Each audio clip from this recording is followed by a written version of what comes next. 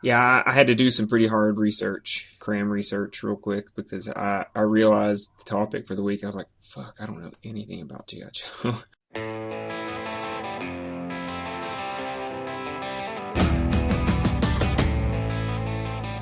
Hello and welcome to this episode of the Alien Familiar RPG podcast. I am Clayton. I'm Jordan. And I'm Eliot. Before we get started, you can find show notes and more at alienfamiliar.com. You can email us at alienfamiliarmedia@gmail.com. We are on Facebook at facebook.com/alienfamiliar. And if you would like to help us out with supporting the show, you can do so at patreon.com/alienfamiliarmedia. So if you enjoy our content and would like to help us out with hosting costs, any help you would be able to give us would be greatly appreciated. Thank you for joining us. Today, we are going to be continuing our series about converting intellectual properties into RPG game settings. And this is going to be an unusual one for us because this is actually one that I am gearing up to run. So all the previous ones we've done has just kind of been shooting the shit, just fantasizing about playing in this game or playing in this setting. This is one that's actually going to be happening here for us. I'm gearing up to run a game set in the G.I. Joe universe, specifically the Larry Hama version of G.I. Joe, for anybody who is into that and knows what that means. So today we are talking about playing G.I. Joe as a role-playing game setting. Guys, whenever I was a kid, I was at the perfect age for G.I. Joe. I was about 3 years old when everything started for it, and throughout the entirety of my basically the age at which I played with toys, G.I. Joe toys were one of the main toys that I was into. And then once I became a teenager and was getting into comic books, there were G.I. Joe comic books, and I read a lot of those. So that's my background with G.I. Joe. What's your guys' background with G.I. Joe? About a 45-minute crash course on YouTube, basically. It being around at the time, I think me and Jordan talked a little bit about this already. We're all similar in age, but it's funny how 2 or 3 years at that formative age can matter because I was born in '84, so by the time I started to become aware enough to know what toys I was even playing with, it was Ninja Turtles mainly. This is my first remembrance. So like in 1990, we just kind of missed the boat. I missed it, but my brother was really big into that era, so he had some G.I. Joes and some Transformers and some He-Man stuff. But, I look back on it as an older person thinking that was that Reagan era, rah-rah America time in American cartoons that looked kind of strange to me. Going back and re-looking at it, it was surprisingly cool. Like I'm really excited to play in this game because I'm really looking forward to the types of characters that we'll be making. What about you, Jordan?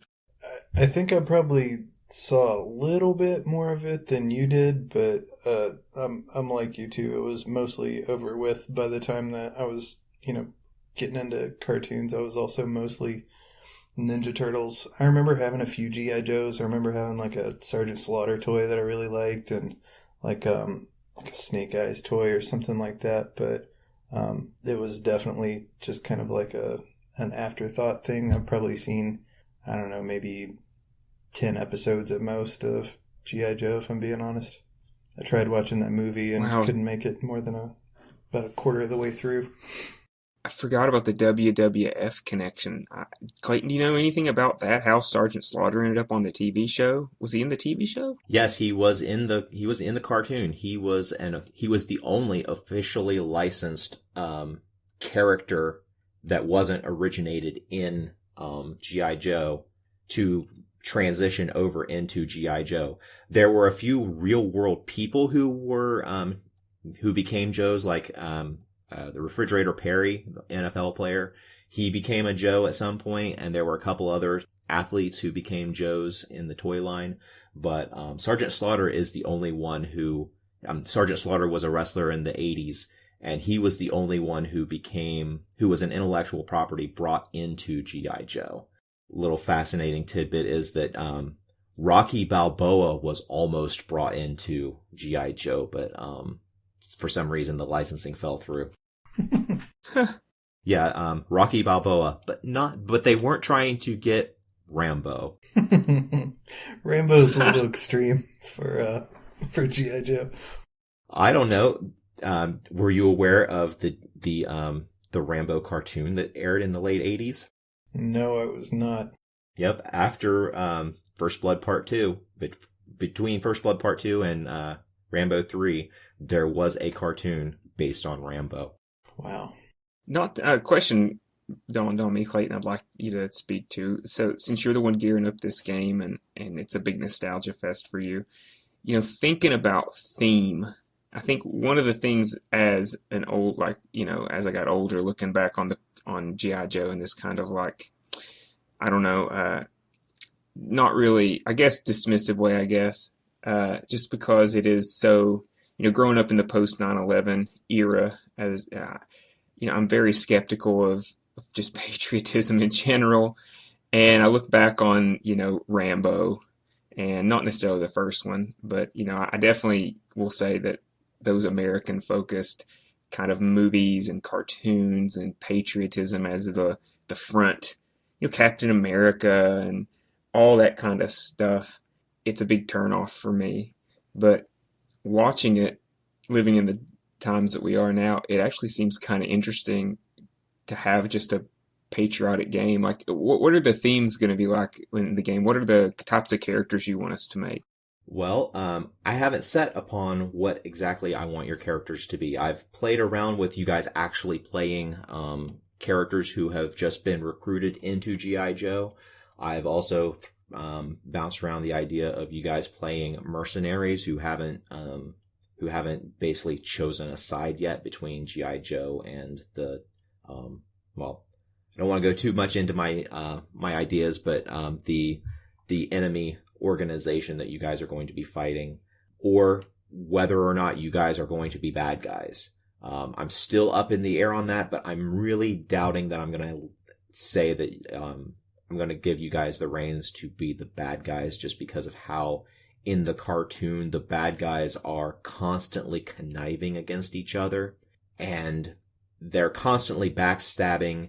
And this is supposed to be a setting that is not lethal, or at least there's not going to be a lot of character deaths. There's not going to be a lot of people getting killed. And if you're constantly conniving against each other, player characters, they go for the kill every goddamn time. And to do the conventions that's in the cartoon and the comic books of, well, this assassination attempt is going down and then something at the very last second happens that screws it up. Player characters are not going to tolerate that. My instinct is to make a two-dimensional black and white patriot American. Jordan, how would you approach a game where everybody was very Team America almost, fuck yeah, kind of a character? Would that be a game that would interest you? My immediate thought is to just take that to its absurdist extreme. I mean, absolutely. I'm like you. I can't really take patriotism seriously anymore, and so I see it as either completely cartoonish or like proto-fascist. So one way or the other, I think making a huge joke about it would probably be the way to go. I was just curious if that shoehorned into your concept of what you want the game to be, Clayton, because I would love to just play a blindly patriotic hero who the ends always justify the means, as long as as long as he's wrapped up in it, and as long as he's got like a AR 16 or whatever the laser guns they had that has an American flag, tattooed right on the side of the gun or whatever, paint the gun in it. As long as I've got my American flag gun, whatever I shoot is cool. You know what I mean? Yeah. I would be remiss if I didn't. I feel like I'd be remiss if I didn't read the spiel that I had pitched to you guys as the campaign concept. So I'm going to go ahead and read that now. Set on an Earth whose history diverged from our own sometime during the Vietnam War, the player characters are making their way in a version of America that is much closer to a dictatorship ruled by an oligarchy than it currently is. This game will be a high action campaign along a storyline where the PCs will gain fame or infamy as they interact with and set the future course of the planet's socio-political landscape. Inspiration for this game is, what if the 1980s cartoon G.I. Joe had its timeline advanced to the early 2000s in the same way that the HBO series Watchmen did with the original graphic novel? So, yeah, I'm definitely going to be leaning a little bit into the patriotism leading more into nationalism that then leads into fascism. I'm definitely going to be leaning hard on that element for this game. I could see the game. A game has a lot of potential. I can see that. Now, weapons. That's one thing. That's another thing I want to talk about. Like, and technology. You know, it was so awesome. Like the first thing that struck me as I was going through and watching some episodes and doing some review stuff on YouTube and stuff is like just the art and the level of tech, and it was so futuristic, like surprisingly so. I just assumed it was gonna be pretty much an 80s version of America where they just went out and they did crazy stuff, you know, but I mean, they're flying around in badass looking airplanes, and there's like satellites there's like space stuff going on in almost every episode, and just the art itself was just so cool. What kind of level of technology, like what do you think the players will have? Laser guns? Will we have, where are we going to draw on the weapons from, do you think? I'm going to allow you to draw either on real world weapons and gear, like very much military porn, where you can go and find the particular weapon that you want your character to use.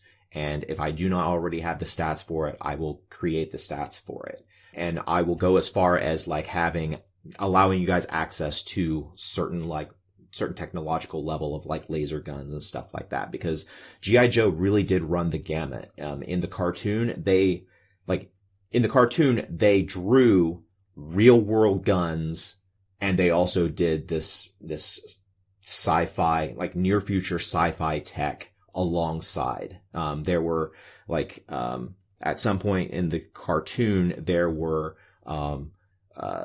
T-72 Soviet tanks drawn alongside some of these futuristic vehicles and stuff that were being used by Joe and Cobra. So it all exists together. And that's one of the things I'm looking forward to most, is like allowing you guys to either, I really want to go down into the nitty gritty and I want to have this particular weapon that in the real world is fucking awesome.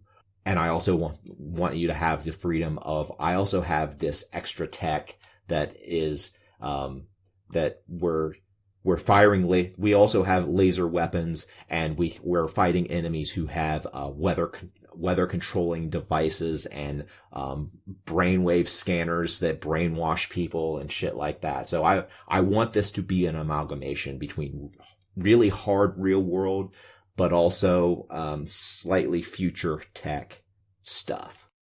I have dibs on the character name, code name, nickname, whatever, the Mongoose. The Fighting Mongoose. That's a good team name too. Or Hawktooth, from anybody who's got caught up on the Cobra Kai TV show. Shout out Cobra Kai. We'll get that reference, Hawktooth. I'm digging it, man. I'm ready to dive in. How do you think Savage Worlds adapts well to this? I've never played Savage Worlds. Well, Savage Worlds is designed to be a very pulp. It emulates the like 1920s and 30s era pulp adventure more than anything, and I think that is exactly the type of feel that the 80s G.I. Joe had. It's very high action, very high concept as far as like just really big damn heroes being, doing very heroic things. That's what this system is designed to do.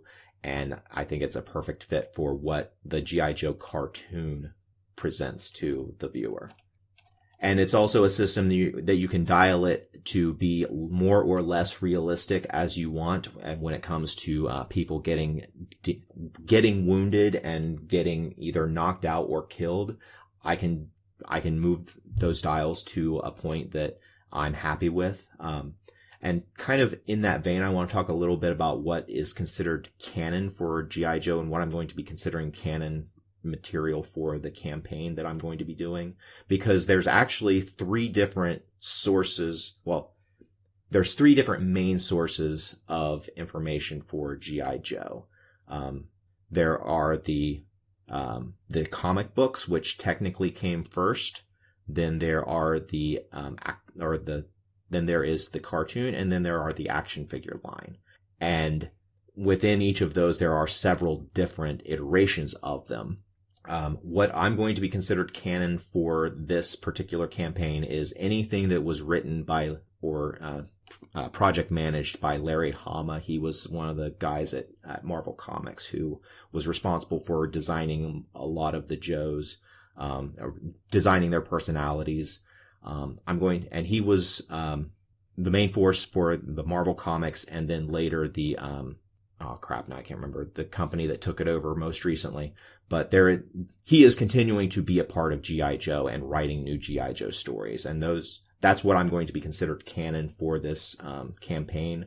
There's also the cartoon series, which had inspiration from Larry Hama, but a lot of some of the characters are characterized a bit differently, or certain characters are just not given as much screen time as what they were given in the comic books.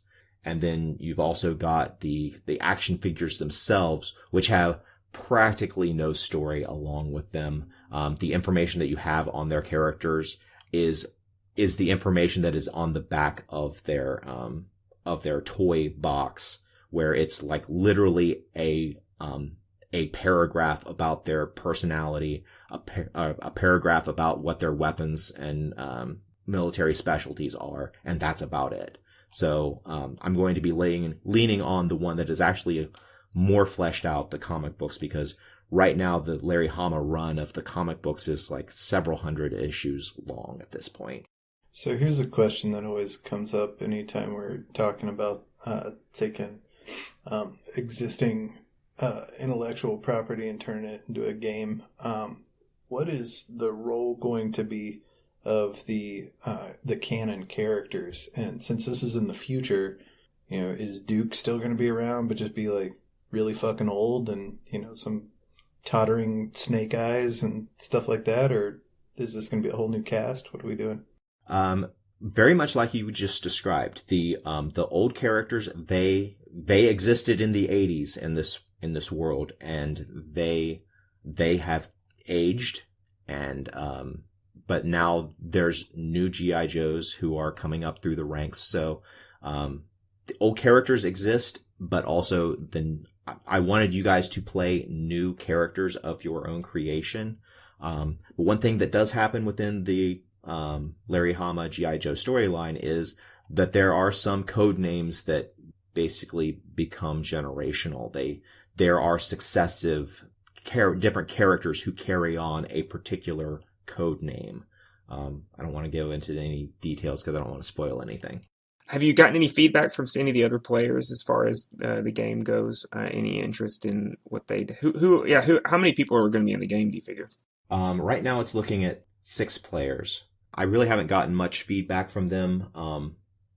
Honestly, in our group, you two are the oldest, so I'm going to assume that you two, besides me, would have the most exposure to G.I. Joe, because G.I. Joe's heyday was really in the late 80s and the very, very early 90s.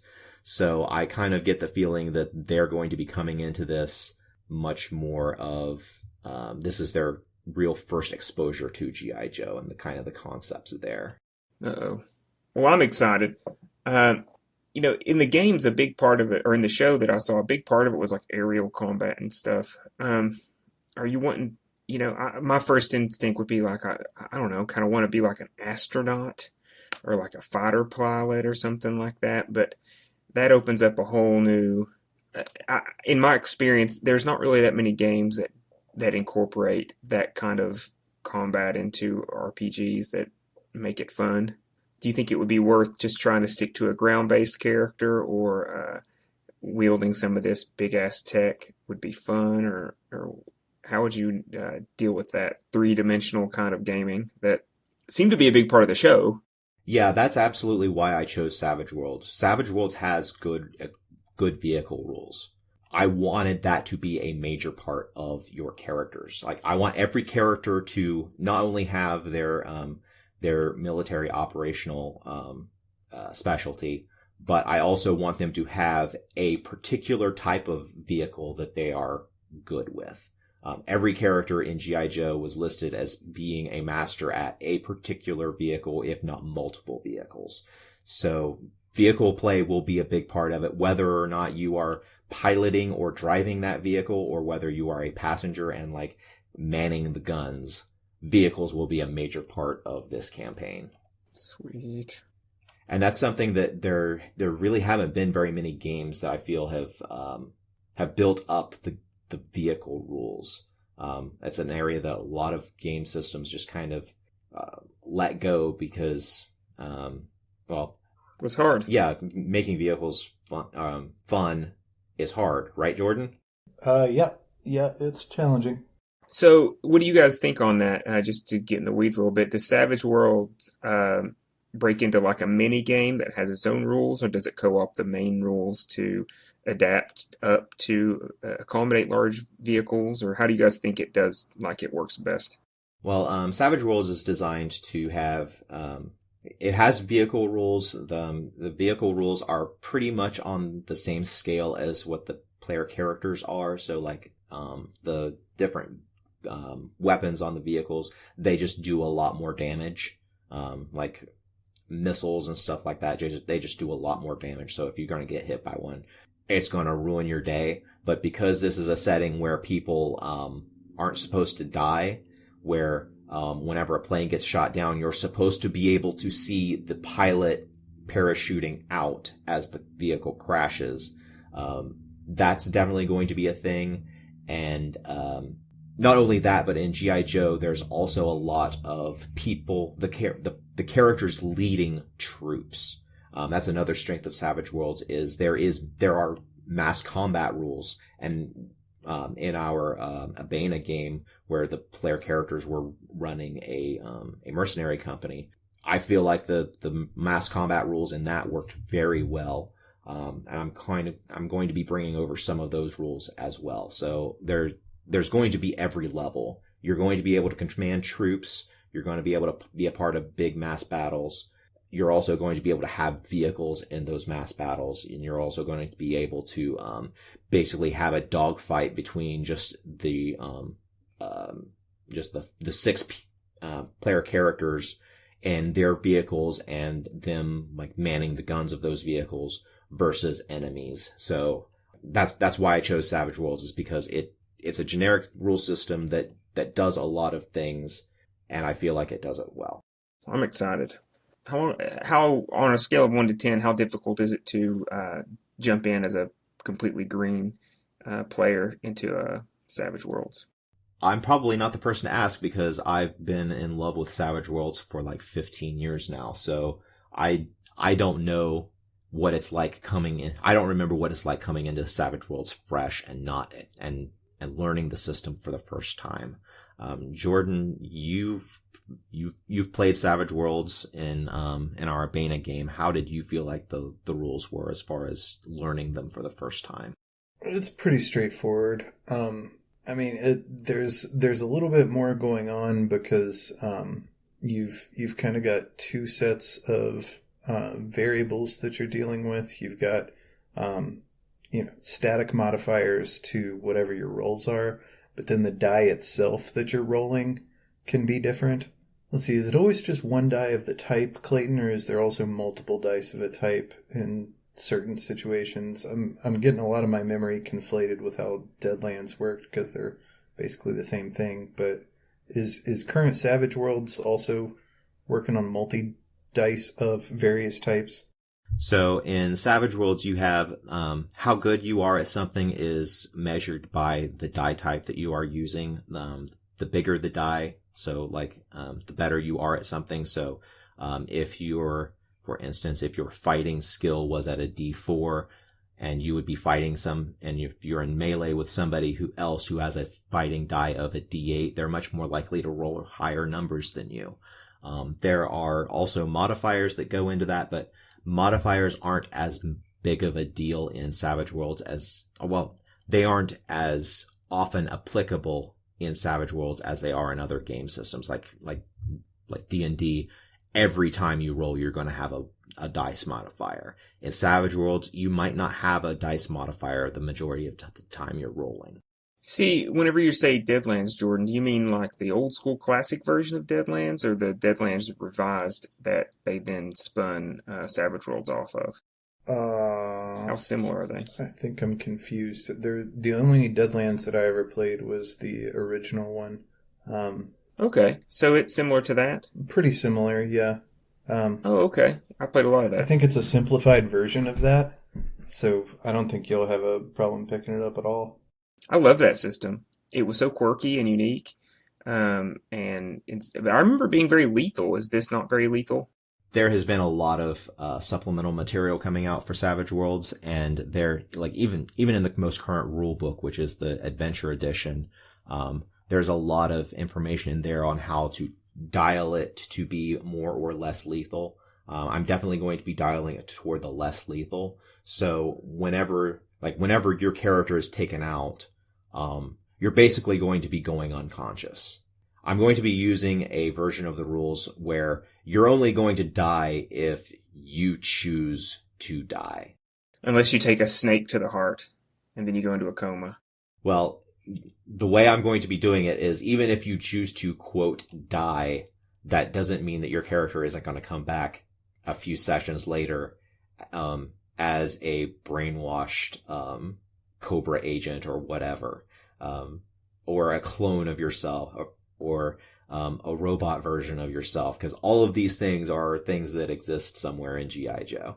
So having a character, my first character thought was to have a character that was kind of riffing off of Captain America, except that like maybe a veteran of like the Korean War that for whatever reason was either like held as a prisoner of war and like experimented on and now has a weird long life, but he's somehow, I'd like the idea of a character who was in the pre-change skew of the timeline and then drop into the modern world and like kind of take him back by how much everything's changed. That would be an idea. Would that be too far off the deep end? Eliot, dude, we hang out too much. Like that was literally what I was thinking about. like verbatim. Great minds, baby. What I was thinking. Great minds. Well, you can have that one. No, you take it. The original story for G.I. Joe, whenever Larry Hama was told he needs to create something that's called G.I. Joe, he just basically reskinned a comic book series that he was designing based on Nick Fury and basically a version of S.H.I.E.L.D. So if it makes it easier for you guys to kind of wrap your head around what G.I. Joe is, imagine S.H.I.E.L.D. only there's no superheroes. Mm-hmm. That makes a lot of sense just in the way that it looks. The episodes that I watched, it was so reminiscent. It was almost like spooky. I could hear the echoes of something. Now that you mention that, it all clicks. It makes perfect sense. I'm assuming we're going to be American, right? I mean, was G.I. Joe strictly an American force for, by and for America? G.I. Joe itself was American. Cobra had a multinational, people in Cobra were multinational. Now, that doesn't mean that other nations didn't have their own version of G.I. Joe. In Great Britain, there was a cartoon called Action Force, which was literally just reskinned G.I. Joe. Because G.I. Joe didn't mean anything in Great Britain, because it meant American, they renamed it as Action Force for Great Britain, and that was basically a Western European equivalent. And then there was also a Warsaw Pact equivalent that existed in the continuity of G.I. Joe called the October Guard.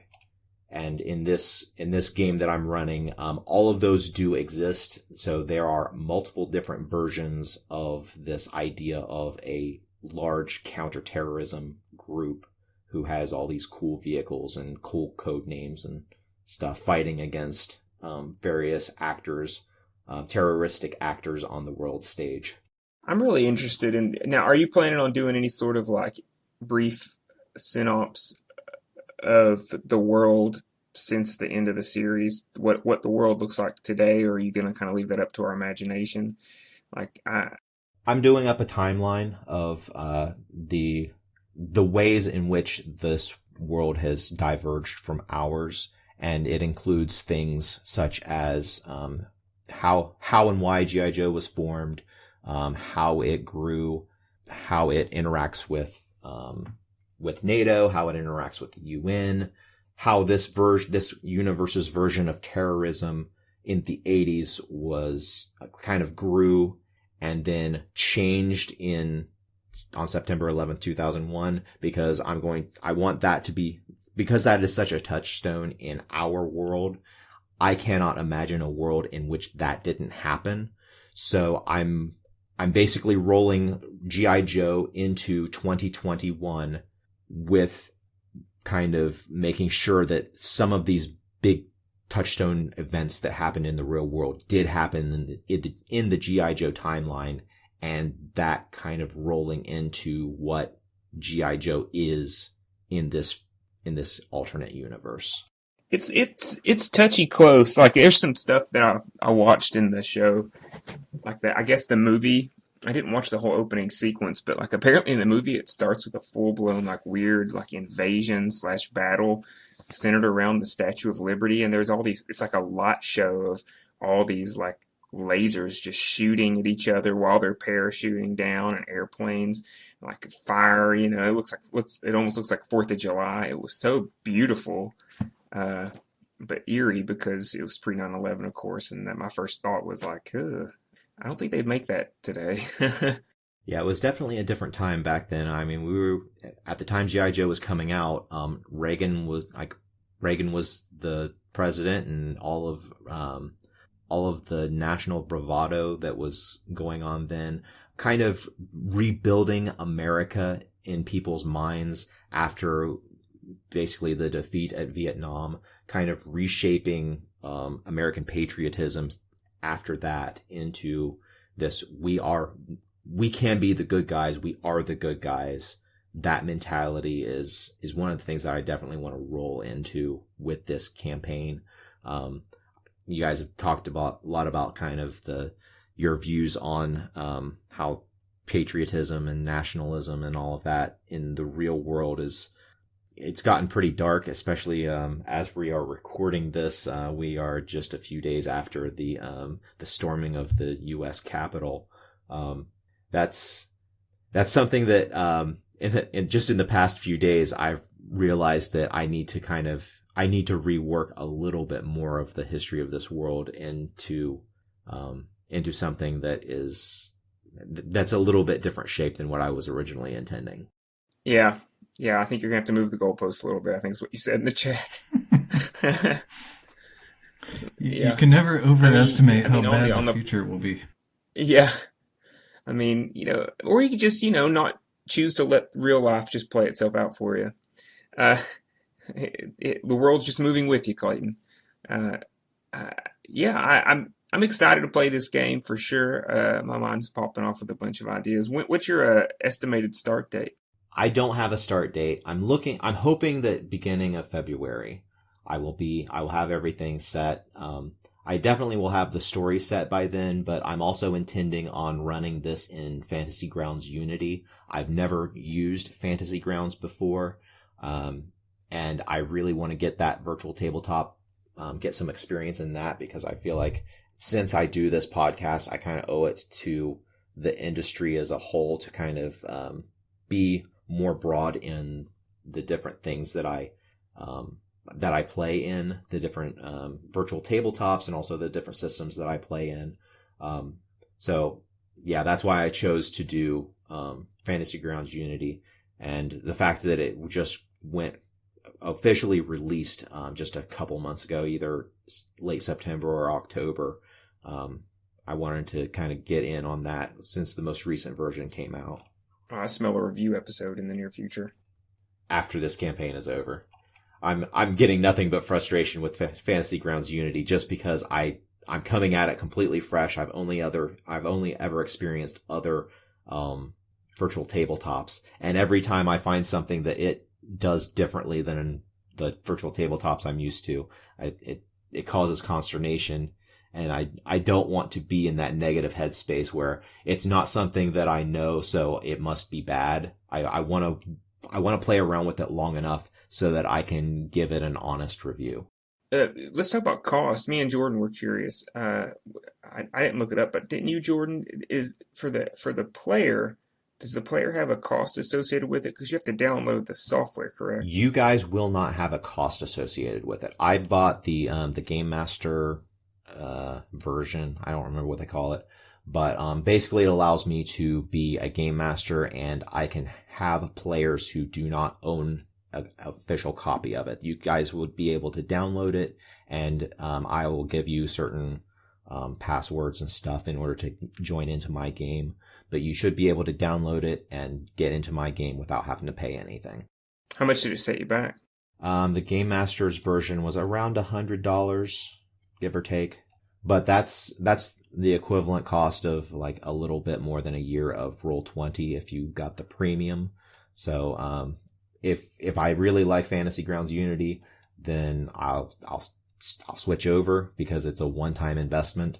If I don't like it, well, I normally get virtual tabletops for a year at a time, so I don't feel like I'm out as much money. Sure. Yeah, I mean, it does seem like a pretty penny off the top, but you're right. I mean, paying $5 a month for a couple of years in Roll20 is more than that. And I mean, I'm coming up on 6 months of paying for it. So, well, I'm excited, man. I'm looking forward to rolling some dice on this game, that's for sure. So there are a couple of issues that I want to kind of go over on how exactly this game is going to be going out, because I'm giving you guys free reign to make your characters. And it sounds like you've kind of started putting a little bit of thought as to the types of characters you have.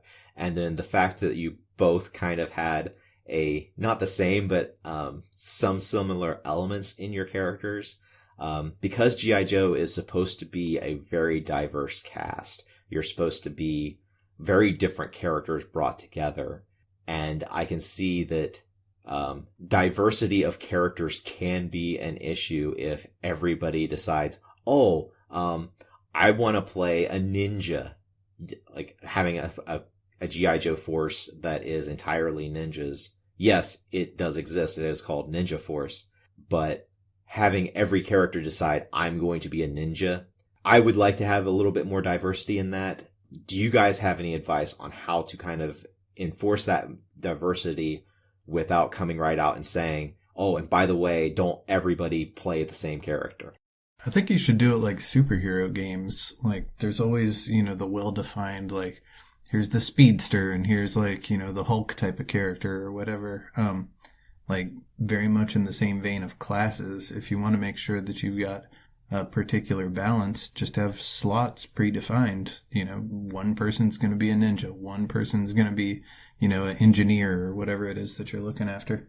That's a wise concern because, I mean, obviously it's not the same game, but any game that doesn't have defined classes, I've definitely ran into that. Like I played, playing a Deadlands game. Every player played a different character in their personality type, but and this was true for multiple Deadlands games I played. If I collected all my character sheets and I just looked at them, they were, almost identical in how they chose to split their points up. And is that a problem? If the characters' personalities are very different in how they role play them? As long as their personalities are different, I don't see a problem with that. But particularly in in G.I. Joe, the idea is that you're going to have a variety of specialties available for a particular mission. Jordan, the way you're talking about how different superhero classifications, I like that idea. I'm thinking that maybe I could just come up with a list of primary and secondary military operational specialties and saying, okay, here's the list. You cannot duplicate your specialties. What do you think about that?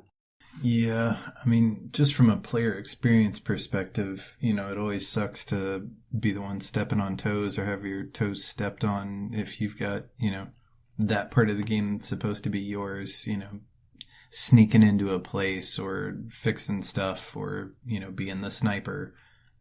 It sucks to have like 3 other people piling into that whenever that comes up in the game. So, yeah, you got to do something with stuff like this to sort of protect the mini game that people with their character ideas are wanting to play. And you either do it up front by spelling stuff out in a slotted or class-based kind of way, or you do it in just a first come first serve basis, and just be like, sorry, we already got the dude who's really great at boats or whatever the fuck. Yeah. I mean, I think that would be fine. I like that idea of just sitting a list and being like, here are the specialties. Everybody pick off this menu, first come, first serve. That, I think, would do a lot to make sure everybody has their unique roles to play. This makes me wonder what the supplements are and what the options are that you're going to be using for Savage Worlds, because as I recall, when we were playing the medieval version of Savage Worlds, outside of like the magic system or any of that, but with just the core stuff that was available, if you made like a barbarian type of character, you pretty much wrecked other people. And I don't remember Savage Worlds being particularly well balanced in the way that like D&D tries to make everybody, on a pretty similar power level, right? Yeah. Whenever you throw guns into the equation, Savage Worlds is very different. Basically, the way I see it is just kind of your primary military operational specialty will be basically the gun or the firearm categories that you are specialized in. And this might be like, just off the top of my head, I might break it down as like melee, like long range rifles, semi-automatic rifles, missiles, something like that. Break it down kind of like that and have a variety of different weapons, because all of the guns will use the shooting skill to use, but I'm going to kind of leave it up to the player to decide, okay, this is what I'm specializing in. I'm going to choose not to pick up a like an AR-15 if I've got like a minigun or something like that. I mean, don't get me wrong. I think me and Jordan were on the same page, but I just thinking there's so many. I've bounced through so many characters already, ideas. Keeping it, I'm going to try to keep it 80s. So I'm really racking my brain to all those. Like right now, I've got like a Cobra Kai, Johnny Lawrence kind of character I want to make. That would be fun. I'm thinking like even like maybe like an 80s style hacker inspired by like the war games kind of those kind of 80s themes of like how 80s hacker technology was kind of new and cool. I know it's going to be set in the 80s, but like I'm kind of trying to think in terms of what were some of the stereotypes or the archetypes that were common in these like pseudo patriotic America yay kind of characters, or what would fit into it.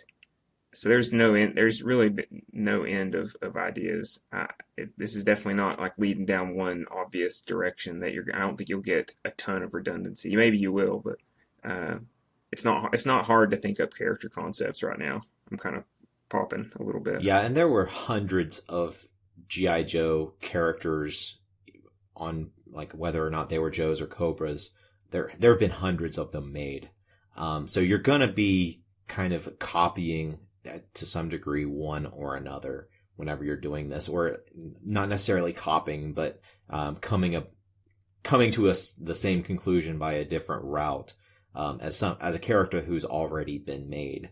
The only thing I'm going to caution against is playing a pacifist character, because that was something that happened in our Abena game. One of the players did choose to play a pacifist in this military or in this mercenary campaign, and it's really hard to come up with things for a pacifist to do in combat. Yeah, absolutely. That didn't make any sense to me. Yeah, even though that does exist in G.I. Joe. Lifeline, the character is a medic. They are a pacifist. They don't wield weapons, but they have other specialties that they are able to do things in G.I. Joe. But I don't want the burden of also coming up with something that keeps that particular character occupied for the course of a mission, when most of the mission is going to be taking objectives, completing objectives that often require violence. You're a better DM than me, man. I gotta say, I'm really bad for just letting people hang themselves. It's like, okay, well, I would find it hard to go out of my way to like write a custom thread. I mean, I would kind of just, not that I would be like an obstacle, but like I feel like if you're going to play an oddball character that kind of doesn't perfectly jive, I think it's kind of on as a player, it's kind of on you to blaze your path. You know what I mean? Yeah, and in that, I mean, not to go too much into just talking about playing a pacifist, because I think that would be a topic for at least one of the episodes where we talk about several mini topics. But particularly in our Abena game, where the pacifist player, I did give opportunities for them to do pacifist things, and more often than not, it was their interaction with the other player characters that led to the pacifist option not going anywhere. And so if the player experienced frustration, I don't know if the player experienced frustration. It was, I can say her name because I can say Nina's name because she's been on the podcast, but Nina's character, Nina S., was the pacifist. And most of the time, whenever there was a pacifist storyline or pacifist option given that she could follow, I'm thinking specifically about interacting with that vampire, it was always other player characters who made that untenable. You're relying on other people to also be pacifistic, right? Or else you're just the perpetual healer. Like, come on, guys, simmer down. Oh, that person's hurt. Let me go help them. Come on, guys. That's a tough position to put yourself in. Although, with all that said, the rules for Savage Worlds are built so that I could make a very combat effective character who never fires a weapon or never swings a weapon. Because of the way that the mentals, like taunting in combat, distracting, helping out allies, the way it goes, I could make a very effective character who never does violence myself. But would it be fun?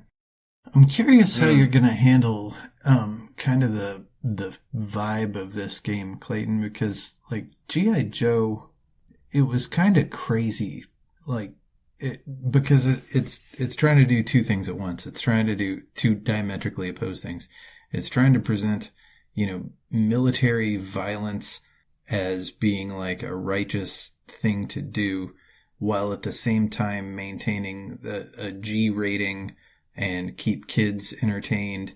And like, as I recall, a lot of the shit that happened didn't make any fucking sense. People would just like appear out of nowhere, and, weird turns of plot would occur.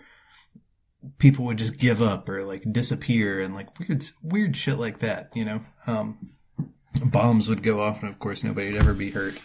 And so like, I'm trying to figure out how, with modern adult sensibilities and, tactically minded players, how are you going to like maintain that feel? Or do you even want to? Do you want to present this as being like a more hardcore version of that for the 21st century?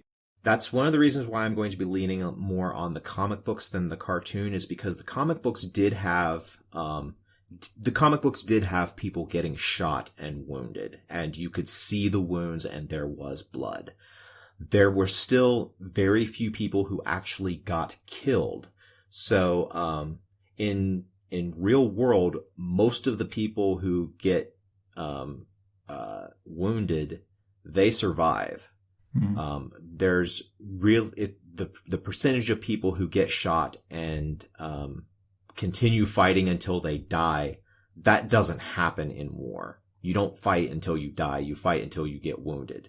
And that's basically how I'm going to have the majority of the enemies that you guys are encountering. That's how it's going to happen with them. They'll get shot. They'll go down. They might be there bleeding out. They might die if they don't get medical attention. And that's one of the things I'm going to have on your guys' heads is if you're going to just let people die, because there are conventions, there's the Geneva Conventions and stuff like that about how you treat prisoners, and that is going to be a factor in this game. I mean, take no prisoners, right? I'm just kidding. I'm excited. If somebody wants to play a take no prisoners, I kill everybody, I'm going to take that player aside and say that's not the game we're playing. Let's speak about prosthetics. A character I have in my mind right now, I imagine them having a cybernetic, like, leg. Is that something that's possible, or is that a little bit too futuristic, a little too cyberpunky? Billy Kessler had a cybernetic leg. Eventually, Destro had cybernetic hands. It's definitely something that you can have. Sweet. There's battle android troopers. They are androids. The technology exists for prosthetics that are robotic. That would be awesome. That's another strength of just the kind of the comic book vibe of G.I. Joe. The comic book military vibe of it is that you can still have all of these things that are still sci-fi but exist in the world. Could I play a robot that has had the personality and mindset of like a Civil War general uploaded into his consciousness? So I would play the character using android stats, but role play the character like a Southern historical general. I was thinking like Ulysses S. Grant. I think that's a little too far afield. I'm getting a little out there. No, because the brainwave scanner didn't exist until the 80s, created by Dr. Mindbender. After Dr. Mindbender created the brainwave scanner, yes, he was capable of transferring a mind from one body into another or into a cybernetic body.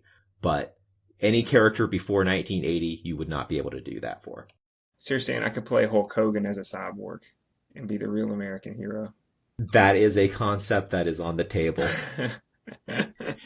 See, I'm telling you, popping. Ideas just popping everywhere. Don't be afraid of being too crazy.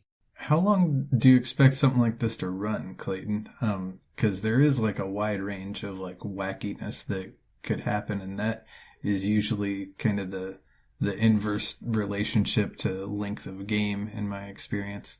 Well, that's one of the strengths of doing G.I. Joe is if your character is just too wacky and you have played it out and it's not fun anymore, you can totally retire that character or have them be put on reserve duty and come in with a new character.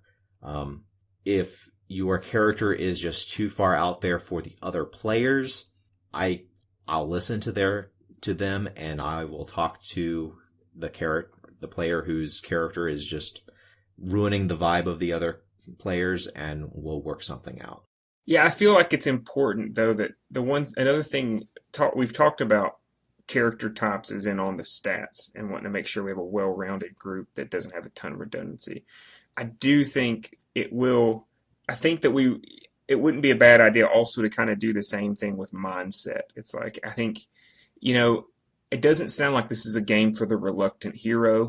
This doesn't seem like a game that's going to be very enjoyable for someone who wants to take the high road kind of a person. You know what I mean? Maybe it would be, and I'm just undercutting it. I I could see like if a player had a more gritty, real world, uh, very like gray sense of morality, having a hard time in a party where there's one or more characters who's just like modeled after the cartoon characters, the black and white, carry a flag onto battle and kick some commie ass, that kind of thing. And I, I just wonder who in that case would get to who in that situation would be the person that would get a talking to. Yeah, G.I. Joe is very much there's good, there is evil, and the good guys are the good guys. They're not morally gray. Everybody who was in G.I. Joe volunteered specifically to be in G.I. Joe. It is something that they elected to go into, usually after having served in another armed forces, and excelling at that. G.I. Joe only takes the best of the best, and everybody who is there wants to be there. Like, people graduate from being Navy SEALs into being in G.I. Joe. That's kind of how their recruitment goes. Like, G.I. Joe is the creme de la creme of the military, basically. Yeah, because that's what I'm setting out for. Like, I mean, regardless of the type of character I end up making, it's definitely going to be very much the patriot. I mean, I just don't see how you could get around having much fun if your character is, the John Kerry kind of soldier. You know what I mean? The throw your medal in the water kind of guy. It's like you probably didn't get into GI Joe because you spent some time protesting the Vietnam War. But I think that would be I think that would be. There's definitely a player out there in the world who is going to try to run with that idea. Jordan, how long do you think a game like this could? Because me and you have very similar sensibilities. I'm pretty sure Clayton is the same way as well. How long do you think the false patriotism will be fatiguing? Like, do you think that builds in a timeline for the game? Like, how long do you think you can play a black and white? Yeah, well, that's flag waiver. That's part of it, because there's really only two ways that this can go. Either Clayton and his stories continue to try to keep up the theme of naive flag waving and all that, or he starts pouring in the complicated ethical questions and gray areas and all that kind of thing. So on the one, you just run the risk of boredom from repetition, and on the other, you run the risk of completely undermining the entire theme to start with. So this is not the kind of game that I would expect to be, an epic campaign that would last 18 months or something like that. I could see this running a few months, like this, something on the order of, maybe 6 or 12 sessions or something like that. I could be completely wrong, and Clayton surprised me many times before, but I'm just thinking about if I was tasked with running this and what my options would be as they come to mind. That's how I would analyze it. So I would expect this to be like a medium-size campaign, probably.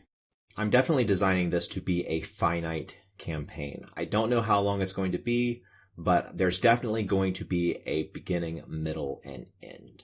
As far as the inspiration for this, I'm also taking a lot of inspiration from the first couple Captain America movies, where the first movie was this rah-rah America go, and then in the second movie continued, like, Captain America is still everything that he was in the first one, but he realizes that there are elements in the world that he thought were good and actually aren't, or that the good organization that he is a part of has been infiltrated by bad actors. That's kind of the very generally how I'm going to have this campaign go. So hopefully that answers some of the questions. Yeah, a lot of just I think sometimes, the game if the game fuels off of the internal stuff, you know what I mean? Like, as long as the the patriotism isn't the point. I mean, as long as you have good antagonists who do meaningful things to pull you into wanting to confront them, be them, as long as those plot twists are interesting, it really shouldn't matter what side we're on. It's just only in those games that becomes that, if the game is about glorifying, a particular political view or something like that, then I could see it getting old. But on the other hand, is if that's just kind of the background, and then the actual events that take place and the characters and the NPC relationships that get brought into it, that I think it could have as much staying power as you. I mean, the politics should probably be a sidebar. Yeah, I'm not going to go too deep into the real world politics. Most of the politics in the game will just be G.I. Joe is good, the domestic terrorist organizations are evil, and how can we defeat them? That's as political as I want the main arc of the campaign to be. And I am going to discourage like a character who believes in a bunch of conspiracy theories and things that certain things were done by like the conspiracy theory that the president is the one responsible for this domestic terror attack. I'm not going to go into anything like that. God damn it. I was thinking about Alex Jones as a G.I. Joe character.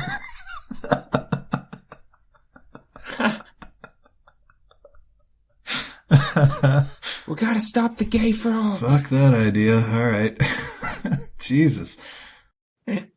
So you can't believe that the chemicals that everybody is taking, the medications, are getting into the water and turning the frogs gay. Even if it's true. Even if in the real world it is true. Clayton, Jordan's like, here we go with the stifling. Clayton, I'm just gonna need you to hand me a character, man. Everything I come up with is either nabbed or banned, so I just need you to give me something. Oh, play that Frozen Captain America type guy, because I've got a couple ideas I like more than that.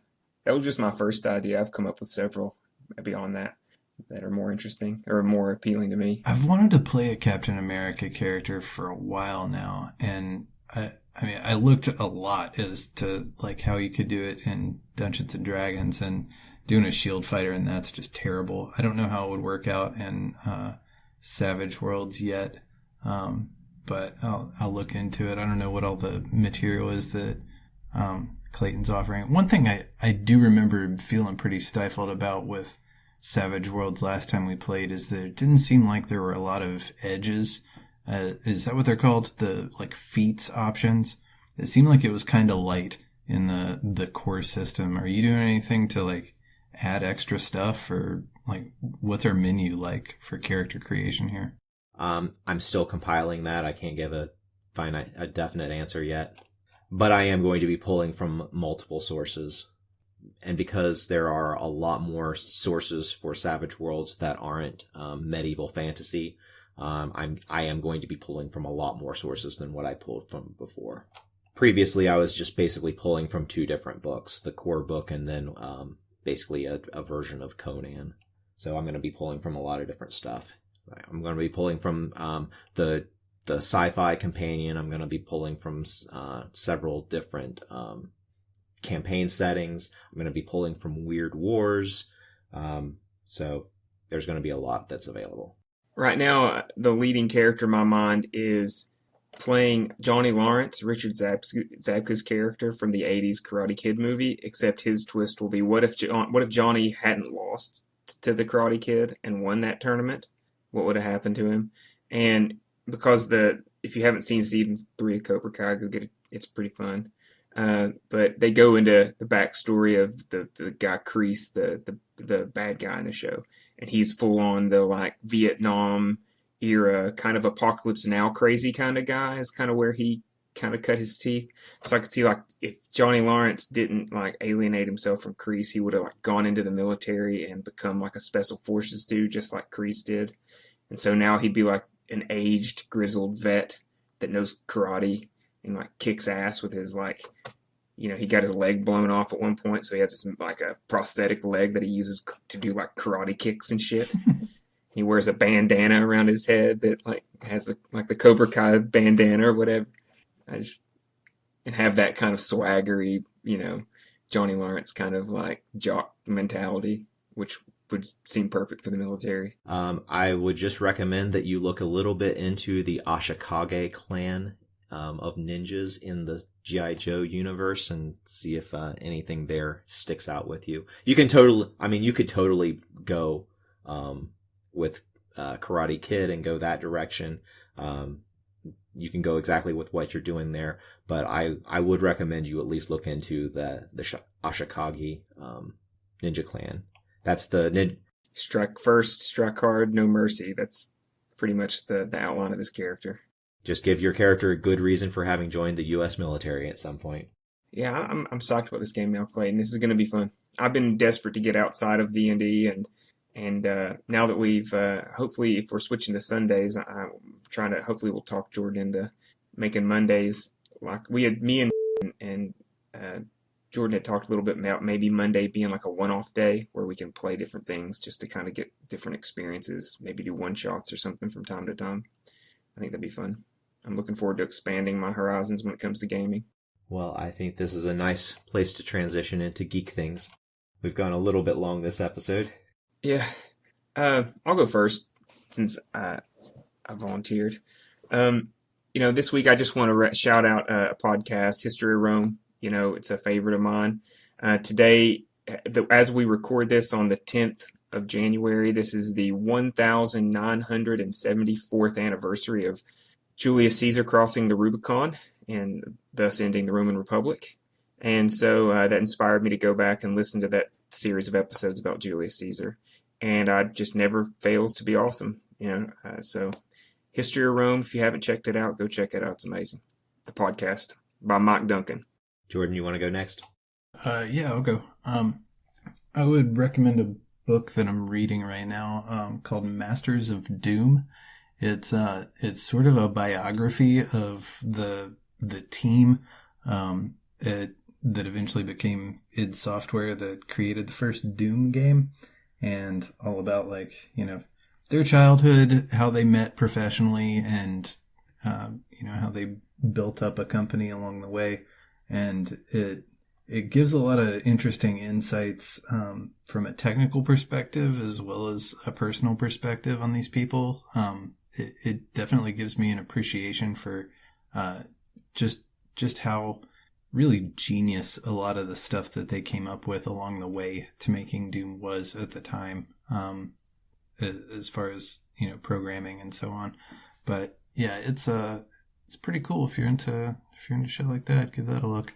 All right, and both my geek things are because I've been doing so much research on G.I. Joe. Both of mine are related to G.I. Joe. So I originally pitched this idea for a campaign, I want to say back at the end of November. Well, the first week of December, the Hasbro YouTube channel began streaming on repetition all of the G.I. Joe, A Real American Hero 80s cartoon. It has been playing nonstop since then. Just going through the series, starting with that first episode, going all the way to the last, and then starting the cycle again, just continuously nonstop for the past couple of months. I've been watching a good bit of that of late. Just serendipity that came on right as I was starting to gear up for this campaign. But after I had decided to go ahead and do this campaign, the other YouTube channel that I'm going to suggest is another one that I've done a lot of research on specifically for G.I. Joe. It's JLS Comics. They have a series where each week they do a profile of a particular comic book character, and a lot of the comic book characters that they are profiling are also from G.I. Joe. And at the time of recording, there are 68 episodes related to G.I. Joe. I've watched a little bit more than half of them at this point. Each episode is probably 10 to 15 minutes long, and they highlight a particular G.I. Joe going into the backstory. And that is providing me a lot of context for who these different characters are and giving me a lot of really good ideas of what I want the events of the campaign to actually be. So those are my two geek things, and I think that it's about time for me to get some food, but before we do that, what do you say we guys stop this bullshit so we can start rolling some dice? Let's do it. Okay.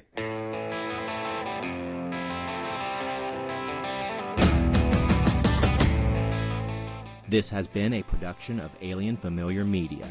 You can find past episodes and more at alienfamiliar.com. You can email us at alienfamiliarmedia@gmail.com.